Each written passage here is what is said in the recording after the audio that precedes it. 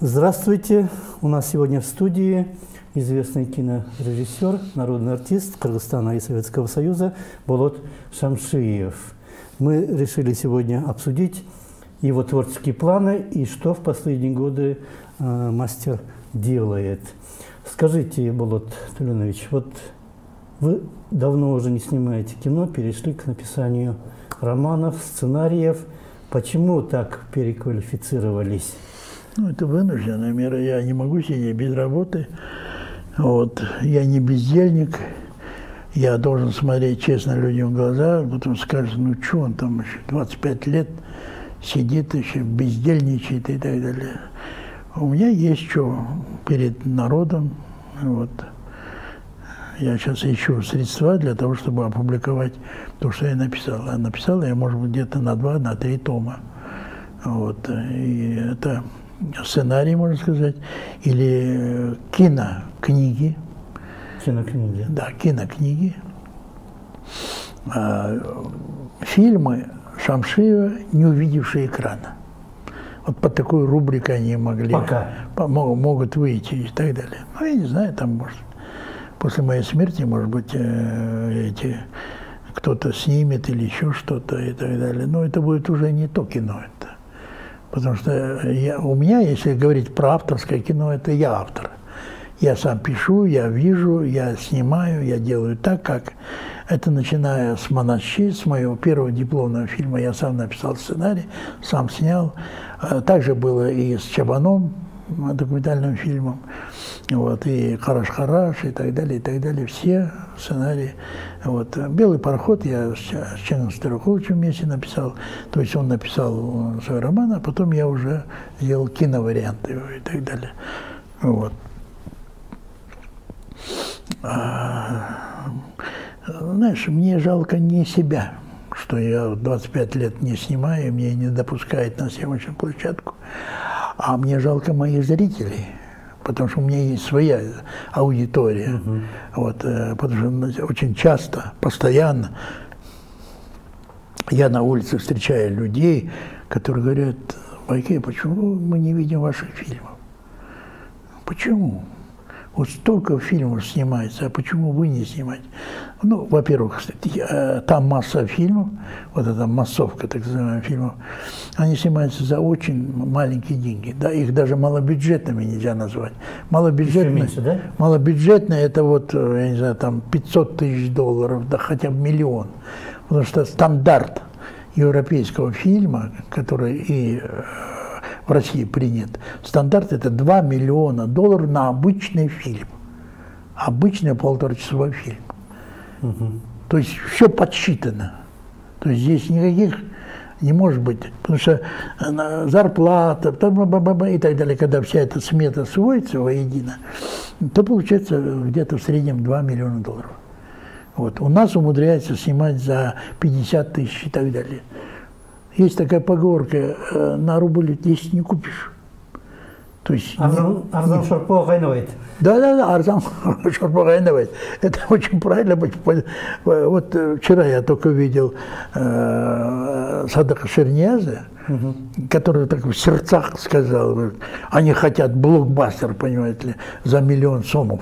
Какой может быть блокбастер? Он прав, конечно.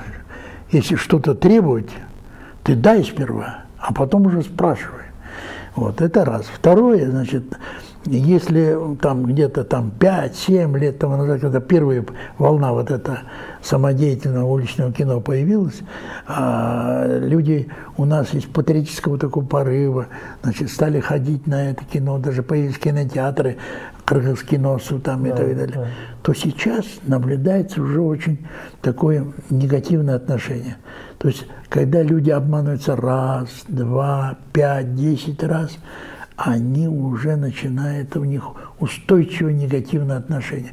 Как видите, титр киргизского кино, они говорят: да, это плохо, это очень плохо. Если мы отвадим нашего зрителя, который и так его не хватает, если мы отвадим его от нашего кино, все, это катастрофа. Это нужно, чтобы это поколение ушло и пришло на смену другое поколение, а это как минимум 25 лет. чтобы появилась еще одна волна, и чтобы полюбили крымское кино. Ну вот многие хвастают, там чиновники, кинокритики, что кино возродилось. А у нас разве есть кинокритика? Чудо. У нас кинокритиков нет. Ну, есть все-таки. Нет, дело в том, что ни в газетах, ни в этих информационных, значит, электронных версиях нету критиков, которые должны обзорную колонку. Вот вышел такой-то фильм, такой-то, такой-то. И вот один критик пишет, обязательно, должна быть регулярность.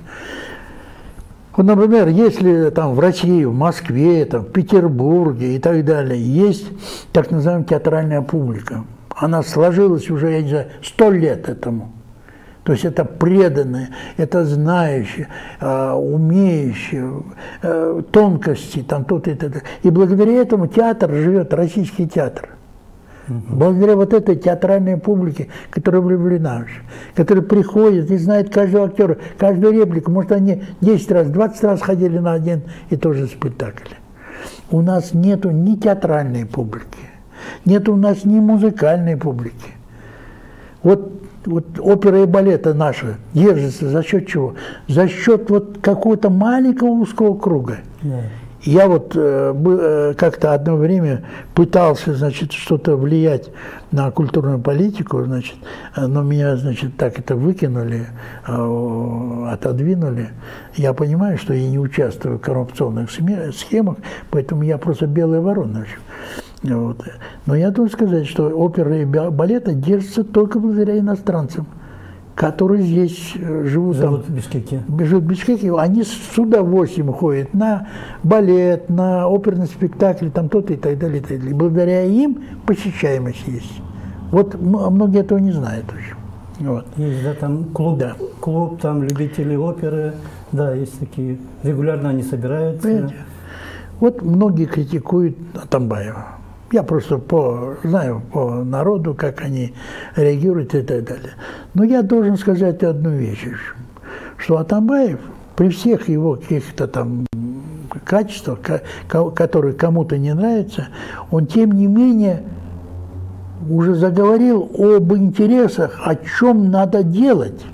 Он пытается что-то делать. Это он делает как наследство, оставляемое наследство. Но его наследники, сумеют ли это понять? Но я должен сказать, что вот с этим Ледником, что это из истории с Ледником, меня страшный такой пессимизм обогнали. Если мы вот эти наследники Алмаза Шашановича, вот так как с этим Кумтором будет поступать, у нас все останется на прежнем уровне. Не будет ни театра, ни музыки, ни кино и так далее. Суть в чем заключается? Вот молодые кинематографисты снимают фильмы. Один, второй, третий, 10-й и так далее.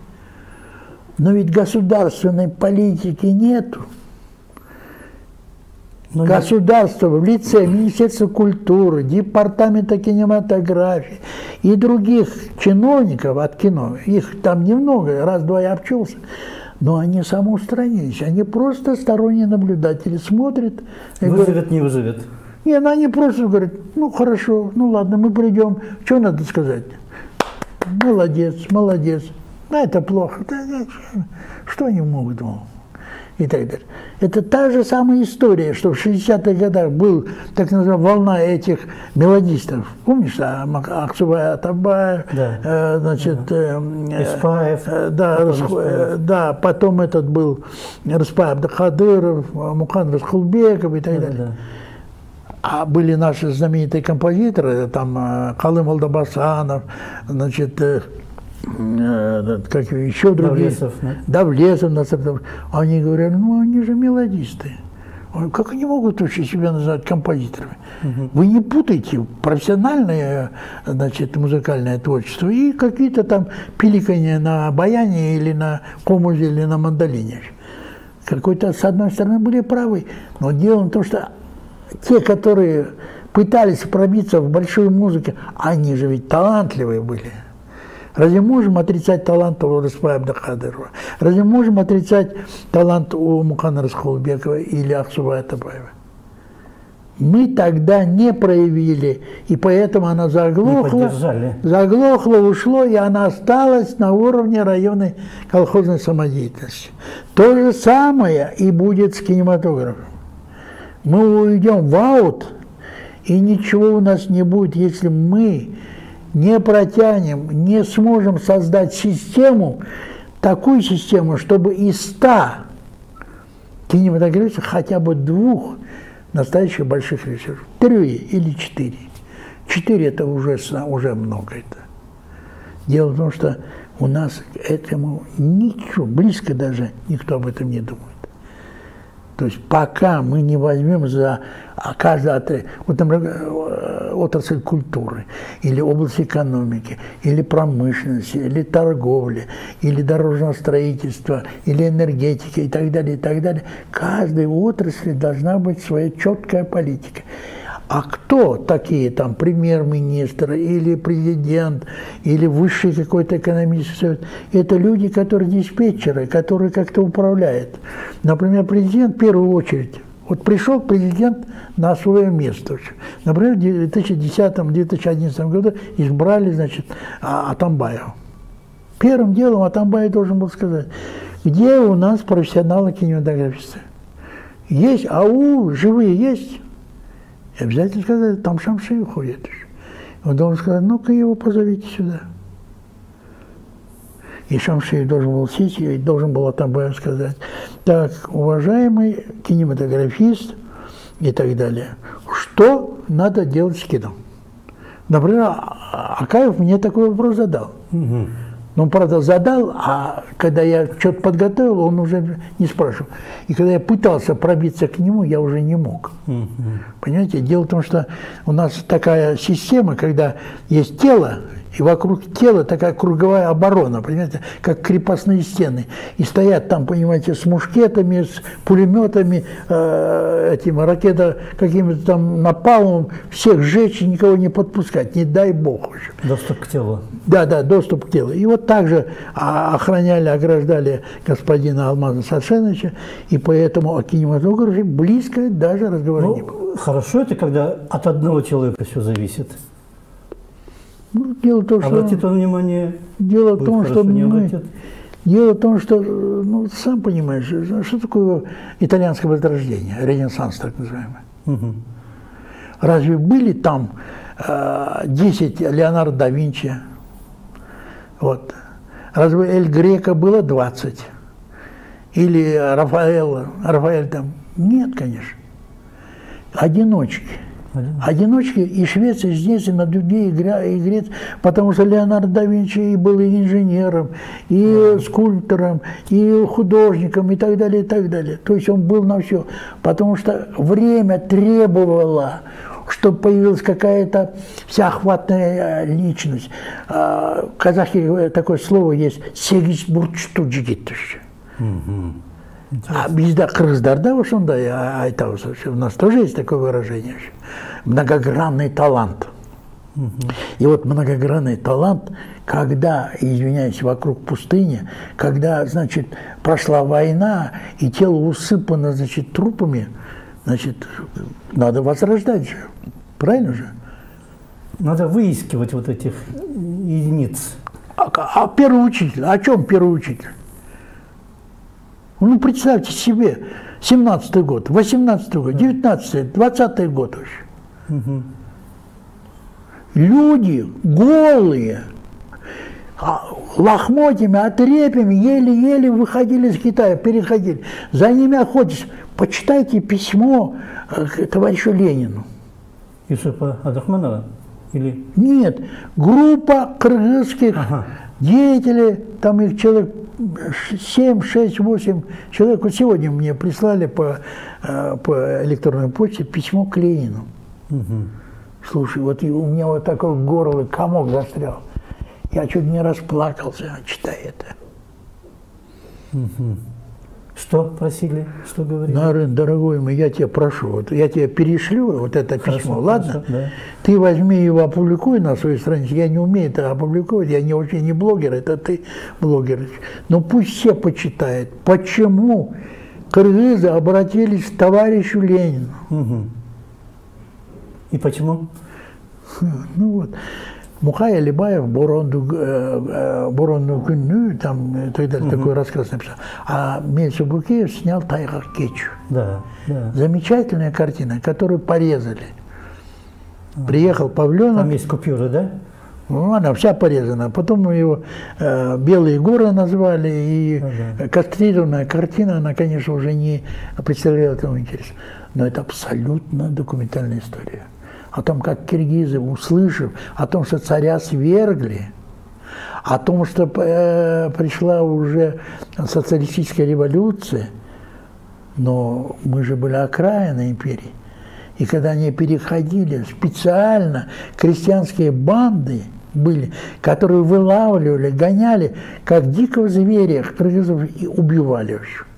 И вот к Ленину обращается и с просьбой: пожалуйста, уберите этих, замените другими русскими, хорошими русскими. Вот это, это просто, это читать надо, это абсолютно, это, как говорится, удивительно и так далее. Вот народ, который прошел через это совсем другой народ. Ну вот если к кино вернемся, вот смотрите, некоторые специалисты, режиссеры говорят, что вот то, что кино без поддержки, нынешнее кино без поддержки государства, без таких вливаний средств государства все-таки выжило и котируется в какой-то мере. Я уже привел пример с мелодистами.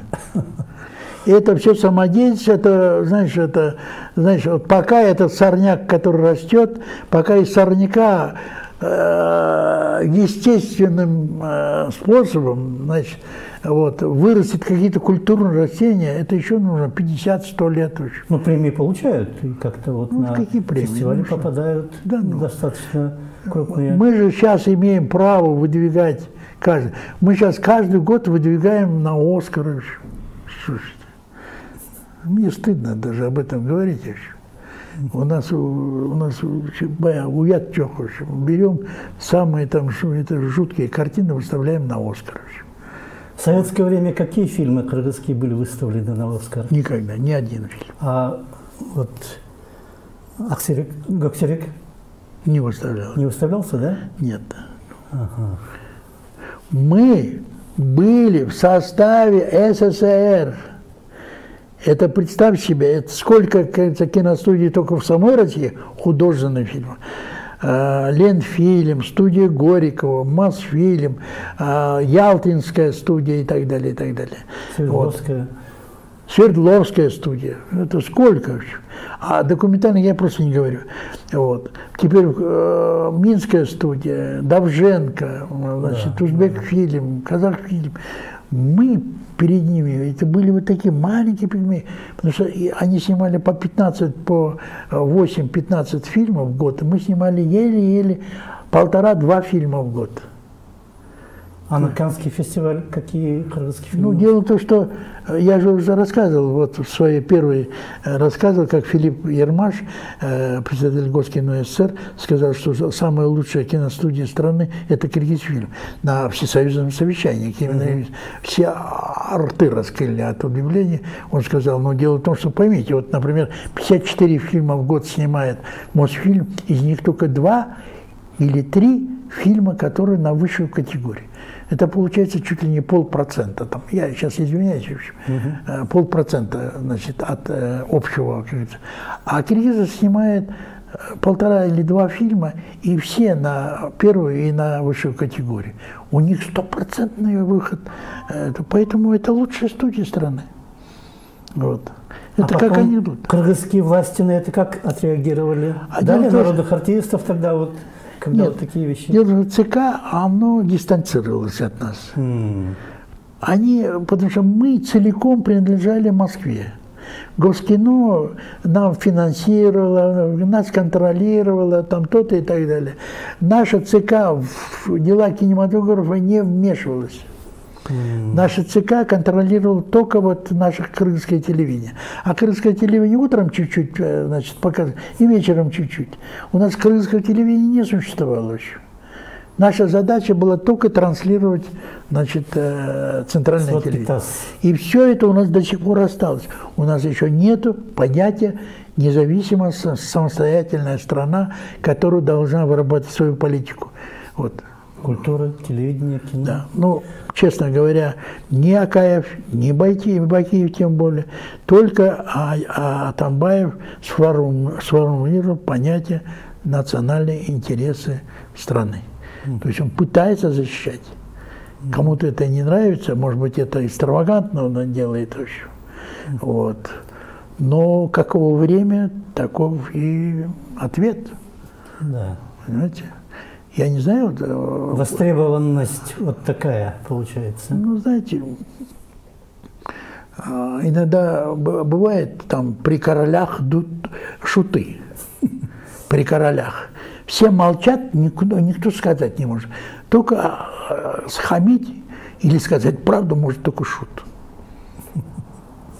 А вот некоторые режиссеры говорят, что вот они же находят средства какие-то, вот независимо от правительства, находят какие-то совместные... Да, есть у нас режиссеры, которые сумели протарить дорожку, и на Западе есть такой югфонд, оттуда какие-то деньги они берут еще.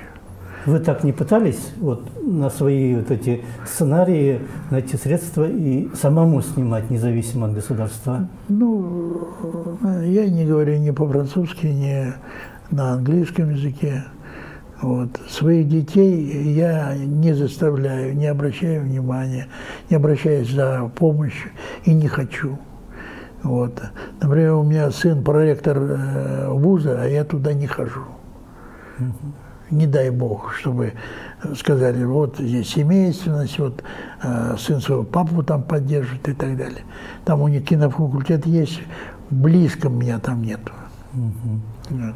А на преподавательскую, вот Манасе есть или другие, вас не приглашали? Институт искусств, например, на преподавательскую должность? Ну, дело в том, что я считал себя действующим режиссером. Я же ведь оформил себе пенсию только через 10 лет по достижению пенсионного возраста. То есть я должен был в 2003 году оформить пенсию, а вместо этого я оформил ее в 2013 году.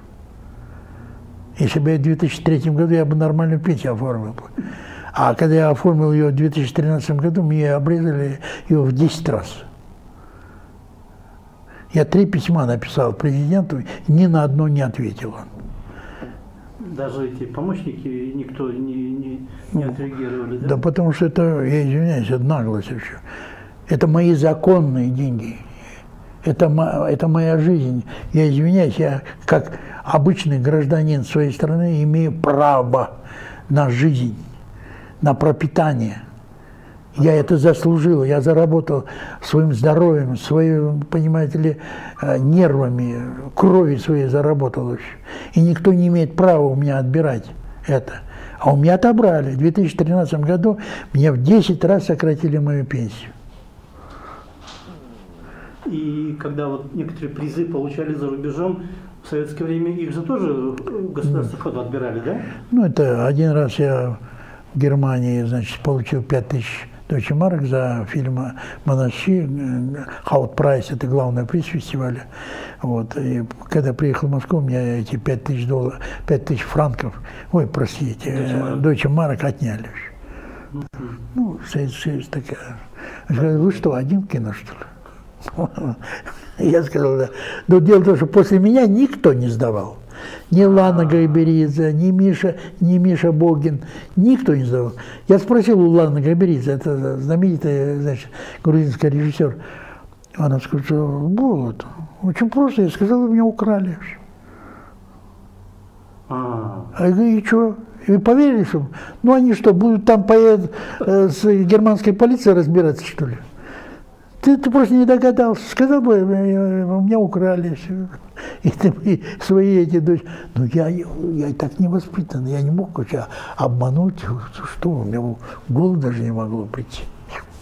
А вот сейчас какие книги вы написали? Вот можно... Коджамкул, да? Коджамкул, это понятно, это Каба, храброе сердце, Коджамкул. У меня королева-олигарх, у меня танго любви, у меня зона Кейджи. Вот. У меня так называемая, есть еще «Монстр хата». Вот. «Монстр хата»? Да, «Монстр хата» – это история двух сестер. Одна старая коммунистка, которая с портретом Сталина, в общем, прищепленным булавкой ходит и со всеми милиционерами ругается, значит. Вот. А ее сестра немая. Ой, извиняюсь, слепая. И эта слепая, значит, девочка сидит, делает лапшу. А сестра ходит на базар и продает эту лапшу. Так они живут. Это вот самое начало нашей перестройки. Вот. А потом сестру воруют и сдают ее в публичный дом. Ой. Слепую. Ой. Да. Ну, вы сами не обращались, а вот кто-нибудь из богатых, кто мог бы быть спонсором, там, субсидировать, тоже к вам не обращался никто? Дело в том, что у нас нету пока культуры, так называемой, зарабатывать деньги, потому что Шамшиев все-таки, конечно, коммерчески выгодный режиссер, потому что у меня не было ни одного провального проекта. В течение вот всех моих 40 лет с моего производственного стажа не было ни одного провального фильма. Все они были высшей или первой категории, которые приносили доход.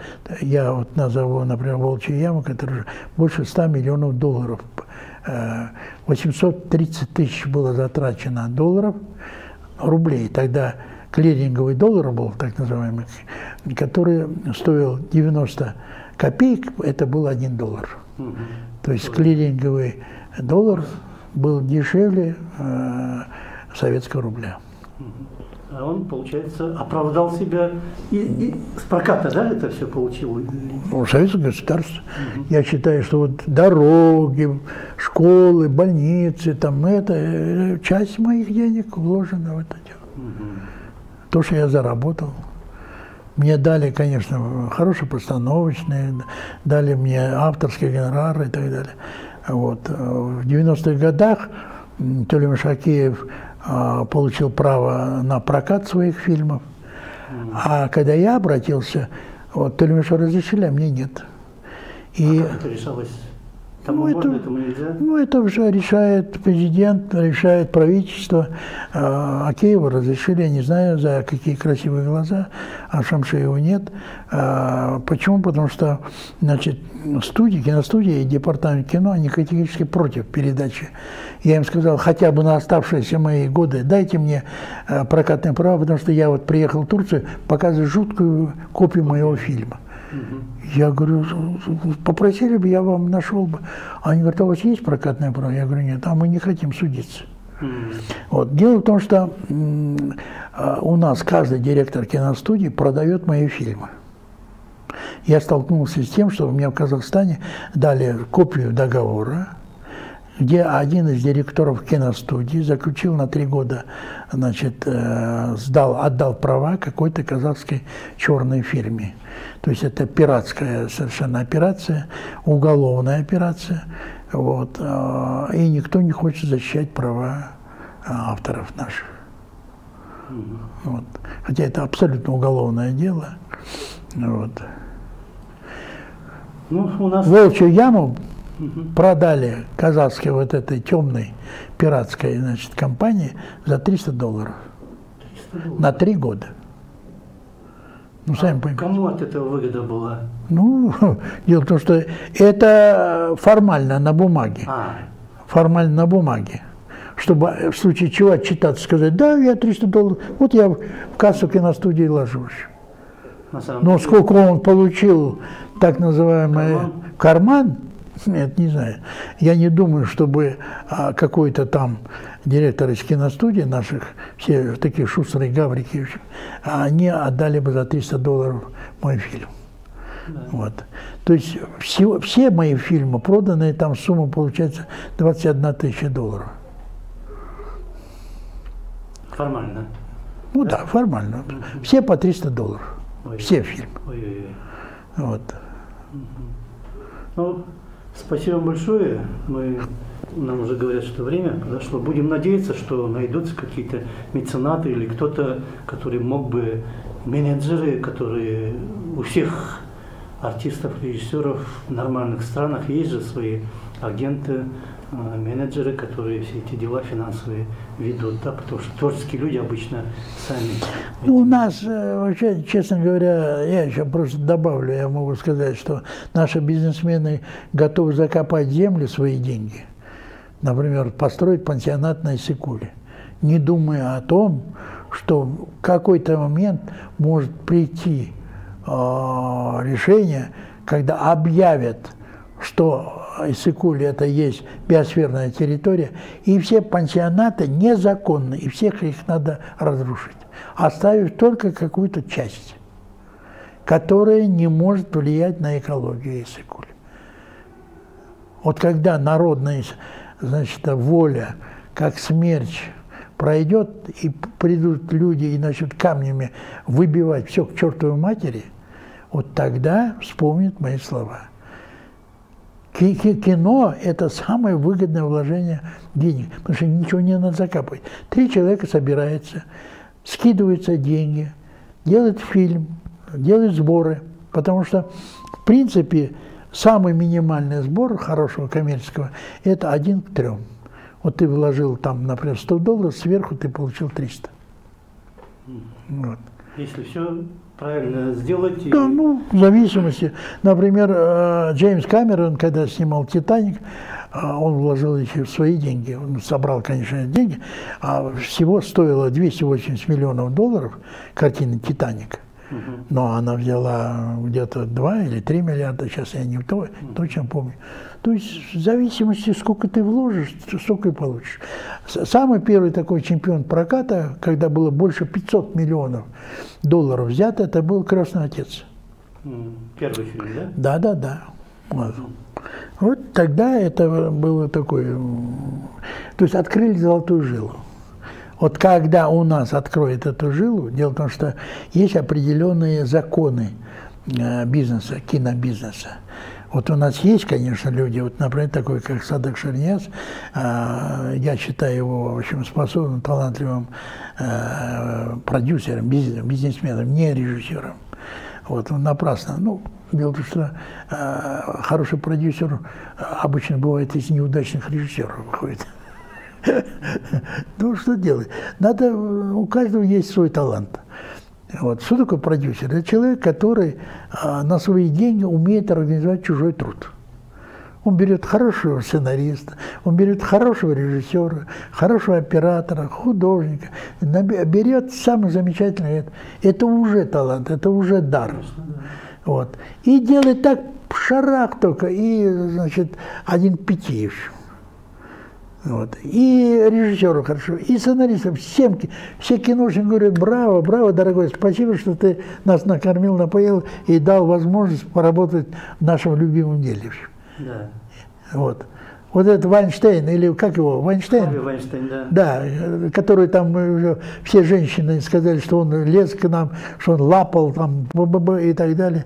И бедную растерянную его этот физию показывает, мне очень смешно, конечно. Но было время, когда 20 лет тому назад или 25 лет назад, когда они были никто, та или иная свистушка, вообще, которая готова была, значит, трижды лечь под продюсера, лишь бы только он ее пригласил, только чтобы он ее позволил с ней поговорить. А сейчас они ему мстят вообще. Мстят за то унижение, которое они, значит, получили. Но он тоже не прав, что он такими методами...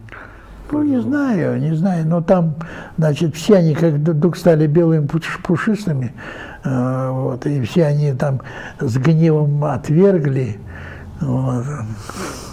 Не знаю. Я, например, лично никогда такой методикой не пользовался.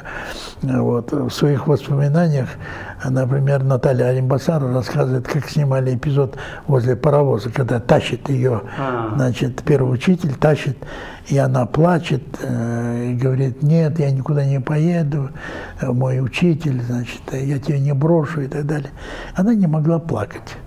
И вот Кончаловский взял, как ей за трещину, как дал, у нее слезы брызнули еще. И вот. И она мне сама лично рассказывала, Наташа. Вот. Я должен сказать, что я никогда своих актрис не бил. чтобы они заплакали. Ради искусства. Не, что такое ради искусства? Я все равно как-то каким-то образом я добивался, что у меня, если нужно, актрисы, они плакали, да, достаточно хорошо, убедительно на экране и так далее. То есть не обязательно прибегать к каким-то очень радикальным мерам. Вот. Ну, спасибо вам большое. Мы еще раз хочу повторить, что, может быть, найдутся средства и найдутся меценаты, найдутся спонсоры, которые хотя бы прочитали бы, ознакомились бы с вами, с вашими сценариями, книгами и, может быть, предложили бы помощь. Спасибо большое. У нас в гостях был известный кинорежиссер, народный артист Болот Шамшиев. До свидания.